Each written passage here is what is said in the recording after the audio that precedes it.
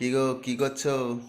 এই যে আজকে সোমবার, শিবরাত্রির পরের দিন ভাবলাম একটু পনির বানাবো, তার জন্য মশলাটা করব, রেডি করছি। এই দেখো, এখানে নিয়েছি পোস্ত, চারমগজ, এটা চারমগজ, এটা সাদা তিল আর কাজু বাদাম। এটা এবারে পেস্ট করবো। লাইটটা যাতে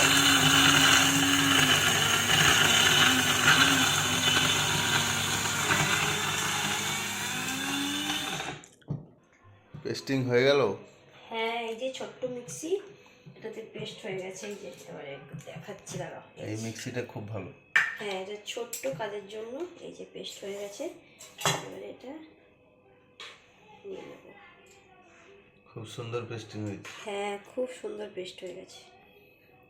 খুব কাজের জিনিস, তোমরাও রাখতে পারো ছোটোখাটো রান্নার জন্য, ঠিক আছে।